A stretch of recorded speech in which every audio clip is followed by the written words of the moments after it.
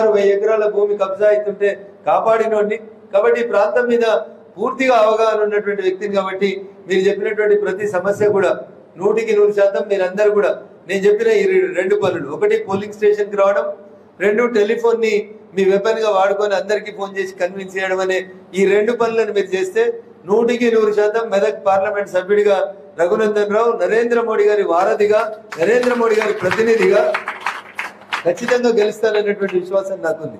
అందుకని నా విజ్ఞప్తి, మీరు చెప్పిన ప్రతి అంశాన్ని ఖచ్చితంగా కూడా పార్లమెంట్ లో కానీ ఎక్కడ సందర్భం వస్తే అక్కడ స్పృశించడానికి, మీ సమస్యని పరిష్కరించడానికి మీ కుటుంబ సభ్యుల్లాగా నేను ముందుకు సాగుతాను. అనుమతి లేని సమావేశం కాబట్టి ఎక్కువసేపు మాట్లాడితే కేసు రిజిస్టర్ అవుతుంది, ఎవరైనా కంప్లైంట్ చేస్తే రాంగ్ సెన్స్ పోతుంది. అందుకని తొందరగా ముగించాలనుకుంటున్నాను. మీకు ఎక్కువ చెప్పాల్సింది ఏం లేదు, మీరు విఘ్నులు, ఆలోచించగలిగిన వాళ్ళు. You can take an appropriate decision. ఒక చిన్న కాల్ తోటి ఇంతమంది ఇన్ని కాలనీలకు వెళ్ళొచ్చారు.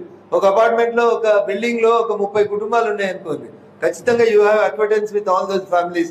ఆ 20 కుటుంబాలని కన్విన్స్ చేసి ఒక బంగ్లాలో 100 ఓట్లు ఉంటాయి.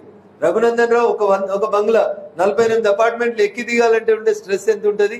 మీరు ఒకరు పోయి కన్విన్స్ చేసి మీ వాట్సాప్ గ్రూప్ లో దీనికి సంబంధించిన మెసేజ్ ని పెడితే విషయం ఎంత స్పీడ్ గా పర్కులేట్ అవుతుంది అనేది మీరు దయచేసి ఆలోచించమని మీ అందరినీ కూడా విజ్ఞప్తి చేస్తా ఉన్నా.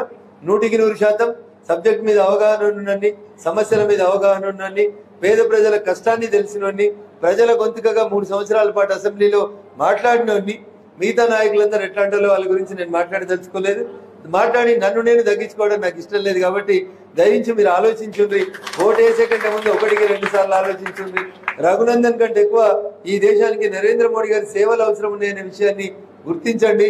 గత 7 దశాబ్దాలుగా నరేంద్ర మోడీ గారు వచ్చే కంటే ముందు 6 దశాబ్దాలుగా ఆయన ఇండియన్ అని ఎక్కడైనా గర్వంగా చెప్పుకోవాలంటే మన వాళ్ళు భయపడేటోళ్ళు.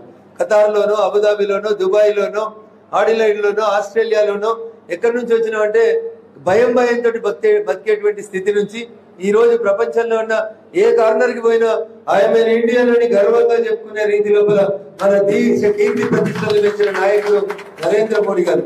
అంత గొప్ప నాయకుడి నాయకత్వంలో ఈ దేశం 11వ ఆర్థిక స్థానం నుంచి ఈరోజు 5వ స్థానానికి వచ్చింది. రేపు 3వసారి గెలిపిస్తే ఖచ్చితంగా 3వ స్థానానికి ఈ దేశ ఆర్థిక వ్యవస్థని పెంచడంతో పాటు మీరు హైదరాబాద్ చుట్టుపక్కల చూసిరు, ఇటీవల జరుగుతున్న కొన్ని సంఘటనలు హృదయ విదారకరమైనటువంటి సంఘటనలు జరుగుతూ ఉన్నాయి. ఒకటి చెంగిచెర్ల అనేటువంటి ఒక ప్రాంతంలో ఒక సంఘటన జరిగింది. ఏం జరిగిందో మీకు అందరికీ తెలుసు. హోలీ ఆడిన తర్వాత ఎట్లా 4 స్పీకర్లు పెట్టుకోవాలనుకుంటారు, డాన్స్ చేయాలనుకుంటారు, పిల్లలు గొడవ జరుగుతుంది, అల్లరి అవుతుంది, ఏదో చేస్తారు. ఎవరిది పండుగ? మన పండుగని మనం చేసుకుంటా ఉన్నాం. మనకి ఇష్టం లేకున్నా వాళ్ళు రోజు 5 సార్లు మైక్లో హజా వినిపిస్తే నోరు మూసుకొని వింటున్నాం, మౌనంగా భరిస్తున్నాం. ఒక పూట ఏడాదికి ఒక రోజు వస్తుంది హోలీ. ఆ వచ్చిన ఒక హోలీ పండుగ రోజు రంగులు వేసుకొని డాన్స్ చేస్తుంటే రోడ్ల మీద వచ్చి కొట్టి స్పీకర్లు బంద్ చేసి పోయిందంటే మీరు ఒకసారి అర్థం చేసుకోవాలి. 180% మెజారిటీ ఉన్న ప్రజలు తమ పండుగని ఒక్క పండుగని జరుపుకోవడానికి పోతే కూడా ఇంకెవరిదో పర్మిషన్ చేసుకోవాల్సిన పరిస్థితి వచ్చిందంటే దేశం ఎటుపోతుంది, మైనారిటీల హక్కుల పేరిట ఎట్లా జరుగుతుందో ఒకసారి చూడాలి. రేవంత్ రెడ్డి అనేటువంటి ముఖ్యమంత్రి గారు 2 రోజుల నుంచి ఒకే పనిగా ఒక దుష్ప్రచారాన్ని, ఒక అబద్ధాన్ని ప్రచారం చేస్తా ఉన్నారు. బీజేపీ 400 సీట్లతో గెలిచిన మరుక్షణం భారత రాజ్యాంగాన్ని మారుస్తుంది అని అబద్ధం చెప్తా ఉన్నాడు. రాజ్యాంగం మార్చాలంటే ఇప్పటికి 2 సార్లు అధికారంలోకి వచ్చినాం, 10 ఏళ్ల నుంచి అధికారంలో ఉన్నాం. 28 మంది ముఖ్యమంత్రుల్లో 18 మంది ముఖ్యమంత్రులు ఉన్నారు. లోక్సభలో, రాజ్యసభలో 2 చోట్ల అబ్సల్యూట్ మెజారిటీ ఉంది. కానీ ఏ రోజు కూడా మోడీ గారు రిజర్వేషన్లు ఎత్తేస్తామనో, రాజ్యాంగాన్ని రద్దు చేస్తామని చెప్పలేదు. అగ్రవర్ణాల్లో ఉన్న పేదలకు కూడా కొత్తగా రిజర్వేషన్లు తెచ్చిచ్చినటువంటి పార్టీ భారతీయ జనతా పార్టీ, నరేంద్ర మోడీ గారి నాయకత్వం తప్ప ఇంకొకటి కాదు. అదేదో చట్టం సిఏఏ అనే చట్టాన్ని తెస్తే అర్థం కాక చాలా మంది అరుస్తా ఉన్నారు. సిఏఏ తీసుకొచ్చిరు, ముస్లింల ఓట్లు తీసేస్తారు, ముస్లింల పౌరసత్వం తీసేస్తారు.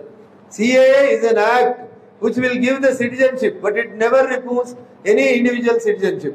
ఈ దేశంలో కొత్తగా పౌరసత్వం కావాలనుకున్నటువంటి హిందువులు, జైనులు, బుద్ధులు, పార్సీలు ఇట్లా 6 తెగలకు సంబంధించినటువంటి వాళ్ళకి కొత్తగా పౌరసత్వం ఇచ్చే చట్టం సిఏఏ తప్ప ఏ ఒక్క ముస్లిం పౌరసత్వాన్ని కూడా సిఏఏ తీసేది. కానీ పొద్దున్న లేస్తే దాని పేరు మీద ధర్నా, ఓ దుకాణం, ఓ దందా, దానికి కొన్ని టీవీలు, కొన్ని యూట్యూబ్ ఛానళ్ళు అదే రకంగా ప్రమోట్ చేస్తూ ఉంటాయి. నిజం నిద్ర లేచేసరికి అబద్ధం ప్రపంచాన్ని చుట్టూ వస్తుంది అని చెప్తాడు ఒక ఇంగ్లీష్ తత్వవేత్త. అట్లా రేవంత్ రెడ్డికి అదే పని పెట్టుకున్నాడు. బీజేపీ గెలిస్తే రాజ్యాంగాన్ని మారుస్తుంది, బీజేపీ గెలిస్తే రాజ్యాంగాన్ని మారుస్తుంది.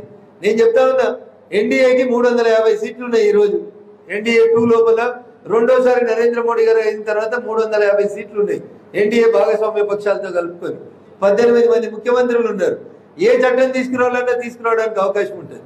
బట్ నరేంద్ర మోడీ గారు ఒక మాట చెప్పినారు, భారత రాజ్యాంగాన్ని రాసిన పెద్దలు డాక్టర్ బాబాసాహెబ్ అంబేద్కర్ గారు మళ్ళీ పుట్టి ఈ రాజ్యాంగాన్ని మార్చాలనుకుంటే, రద్దు చేయాలనుకుంటే అది సాధ్యం కాదు, కేవలం సవరించడం మాత్రమే జరుగుతుంది తప్ప ఇప్పుడున్న రాజ్యాంగాన్ని రద్దు చేయలేమని సాక్షాత్తు నరేంద్ర మోడీ గారు చెప్పినారు.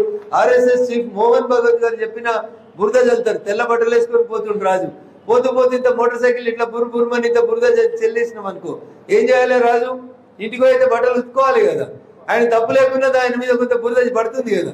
సో ఇట్లాంటి నేచర్ ఉన్నటువంటి వ్యక్తులు సమాజంలో ఎక్కువ అయిపోయినారు. వాళ్ళందరికీ ఎక్కడికక్కడ జవాబు చెప్పాలంటే దానికి మన ముందున్న ఒకే ఒక ఆయుధం ఓటు అనేటువంటి ఆయుధం. అందుకని విఘ్నులైన మీరందరూ మీ ఓటకు, మీ కుటుంబ సభ్యుల ఓటకు, మీ అపార్ట్మెంట్ ఓటకుని పూర్తి స్థాయి లోపల 100% సద్వినియోగంలాగా చూడాలని, చూస్తారని సంపూర్ణమైనటువంటి విశ్వాసంతో మళ్ళీ చెప్తా ఉన్నాను. ఇండియన్ ప్రైమ్ మినిస్టర్ ఎవరు అంటే 10 సంవత్సరాల క్రితం ఎక్కడున్నాడో తెలిసేవాడు కాదు. ఇట్లా డయాస్ల మీద ఒక 100 దేశాల మీటింగ్లు అయితే ఇండియన్ ప్రైమ్ మినిస్టర్ ఏడున్నాడంటే 5వ వరుసలో 6వ వరుసలో ఉండేవాడు. ఎక్కడున్నాడో ఎవరు పట్టించుకున్నట్టు కాదు. కానీ ఇలా ఏదైనా ప్రపంచ దేశాల అగ్ర దేశాలకు సంబంధించిన ప్రధానమంత్రులకు సంబంధించిన ఒక సమావేశం అయితే మోడీ గారు ఎక్కడున్నారని అడిగి అమెరికా అధ్యక్షుడు, బ్రిటన్ అధ్యక్షుడు, జపాన్ అధ్యక్షుడు వచ్చి కలిసి చేతిలో చేయి కలిపి ఒక ఫోటో దిగిపోయే స్థాయికి ఈ దేశ గౌరవాన్ని పెంచినటువంటి నాయకుడు నరేంద్ర మోడీ గారు. అందుకని ఆలోచించండి.